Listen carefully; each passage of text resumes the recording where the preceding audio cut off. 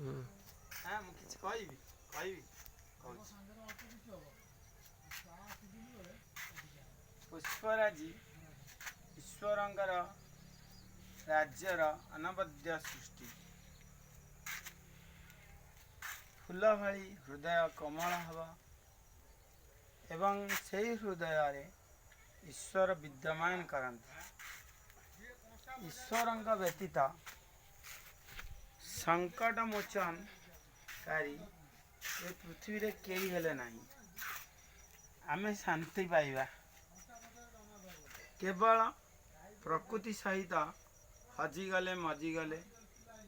यार दृष्टांत अनेक अच्छी भीम बही ठारू आरंभ करी कवि सम्राट उपेन्द्र भंज पर्यंत समस्ते पुष्प सहित मजी जाती हजि जाती तेणु पुष्पराजी को देखी आम मन निश्चिंत खुशी हो ए सृष्टिर अवदान भितरे पुष्प हेउची सबुठारु दिव्य तेणु पुष्प करी आम हृदय को आम करवा उचित पुष्प ठारू आम शिखुचे से समस्त को सौंदर्य विकिरण करिथाए एवं सेही भली आमे आमर त्यागप्लुत जीवन को पर पाई बलि देवा उचित अन्य पाई सबु बेले सैक्रिफाइस करवा उचित कारण सेवा ही धर्म पुष्प यह ही जणे दउछि जे सी जमती अन्न पाई त्याग करुछि जमती निजे प्रस्फुटित होई अन्य को आनंद भरी देउछि शांति भरी देउछि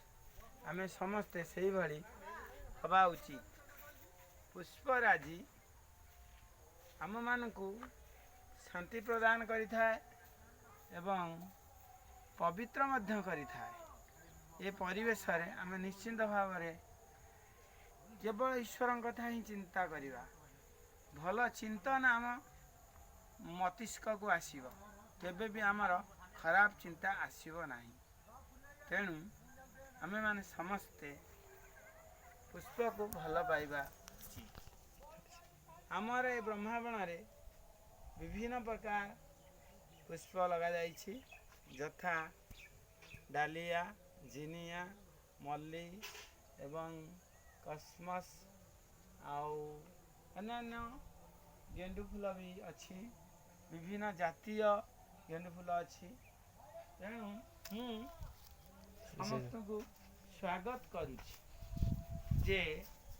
समस्ते ए ब्रह्मांड को आसंतु उपभोग करंतु पुष्पराजीर मनोहर परिवेश रे निजे हजि जातु मजि जातु निश्चिंत भाव रे आमे माने आपण मानक समस्त आह्वान करुचु स्वागत करुचु विशेष करी कोलणपुर मोर सान सान कुनी कुनी भाई भौणी मानकु धन्यवाद देवी से माने ए पुष्प लगेबारे चारा रोपण करिबारे बहुत साहाय्य करिसंती कि खरा कि वर्षा कि शीत सबु बेले से माने मो सहित लागि परिछंती आमे माने श्री जगन्नाथ विश्व भातृत्व परिवार सेवा संघर सदस्य भाव रे आमे माने चेष्टा करिछु जे एठारे पुष्पराजी को सुंदर भाव रे लगेई समस्त आखपाख लोकों को मन को आकर्षण करी एठा को आनिबा पाई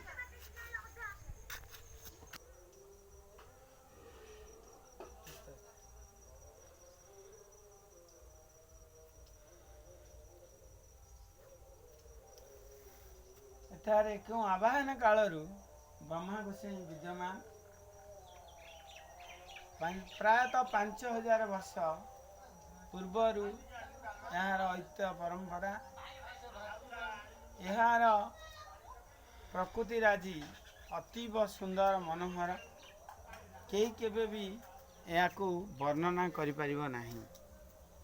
ए निकटरे आमर बही जाउछि चित्रांगी चित्रोत्पला नदी तेणु ସୂର୍ଯ୍ୟାସ୍ତ ସୂର୍ଯ୍ୟୋଦୟ ସମୟରେ ଏହାର ସୌନ୍ଦର୍ଯ୍ୟ ଅତୀବ ମନମୁଗ୍ଧକର। କହିବା ବାହୁଲ୍ୟ ମାତ୍ର ହେବ ଯେ ଏଠାକୁ ଯିଏ ଯେଉଁ ଭାବରେ ଆସୁ, ସେ ପର୍ଯ୍ୟଟକ ହେଉ, ଭାବୁକ ହେଉ, ଲେଖକ ହେଉ, କୃଷକ ହେଉ, ଯିଏ ଯେତେବେଳେ ଆସିଛି ଶାନ୍ତିରେ ଭଗବାନଙ୍କ ଉପାସନା କରିଛି, ସେ ନିଶ୍ଚିନ୍ତ ଭାବରେ କିଛି ନା କିଛି ଜୀବନରେ ଆନନ୍ଦ ପାଇଛି। ଏ ହେଉଛି ଏଭଳି ସ୍ଥାନ ଯେଉଁଠାରେ ବୁଦ୍ଧଦେବ, ଭଗବାନ ବୁଦ୍ଧଦେବ, ଭଗବାନ ବିଷ୍ଣୁ, ଭଗବାନ ବ୍ରହ୍ମା ଏବଂ ଭଗବାନ ଶିବ ଏବଂ ମା ପାର୍ବତୀ ସମସ୍ତେ ଧ୍ୟାନମଗ୍ନ ଅଛନ୍ତି। ସମସ୍ତେ ଇନକାର୍ନେସନ୍ ଅଫ୍ ଗଡ୍ ଅର୍ଥାତ୍ ନିରାକାର ବ୍ରହ୍ମଙ୍କୁ ଉପାସନା କରୁଛନ୍ତି। ତେଣୁ ଏହା ଏକ ଧ୍ୟାନ କେନ୍ଦ୍ର କହିଲେ ଅତ୍ୟୁକ୍ତି ହେବ ନାହିଁ। ବୌଦ୍ଧଙ୍କ ସମୟରେ ବୌଦ୍ଧ ଭିକ୍ଷୁ ମାନେ ଆସି ଏଠି ବୁଦ୍ଧଙ୍କୁ ଉପାସନା କରୁଥିଲେ ବୋଲି ବହୁ ଐତିହାସିକ ମତ ଦିଅନ୍ତି ଏବଂ ଏହା 1976 ମସିହାରେ ଖନନ କରାଯାଇଛି। ଏହାପରେ ଏହାର ଉନ୍ନତିକରଣ ଏତେ ତ୍ୱରାନ୍ୱିତ ହୋଇପାରି ନାହିଁ। ସେଥିପାଇଁ ଆମ ଅଞ୍ଚଳବାସୀ ଦୁଃଖ ପ୍ରକାଶ କରନ୍ତି, କାରଣ ଏଠାରେ କୌଣସି ରାସ୍ତାଘାଟର ସୁବିଧା ନାହିଁ,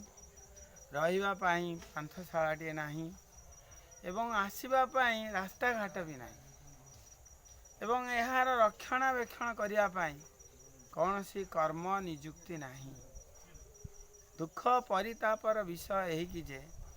ଏହା ଏତେ ସୁନ୍ଦର ମନୋହର ସ୍ଥାନ ହୋଇଥିଲେ ମଧ୍ୟ ଏହାକୁ କେହି ଲକ୍ଷ୍ୟ ଦେଉନାହାନ୍ତି, ଅର୍ଥାତ୍ କୌଣସି ଉଚ୍ଚ କର୍ତ୍ତୃପକ୍ଷ ଏହାକୁ ଅଣଦେଖା କରୁଛନ୍ତି କହିଲେ ଅତ୍ୟୁକ୍ତି ହେବ ନାହିଁ। ତେଣୁ ନିବେଦନ, ଏହାର ଆହୁରି ଉନ୍ନତି କେମିତି ହେବ, ସେଥିପାଇଁ ଆମେମାନେ ସମସ୍ତେ ପ୍ରଯତ୍ନଶୀଳ ହେବା ଉଚିତ। ଜୟ ଜଗନ୍ନାଥ, ଜୟ ଜଗନ୍ନାଥ, ଜୟ ଜଗନ୍ନାଥ।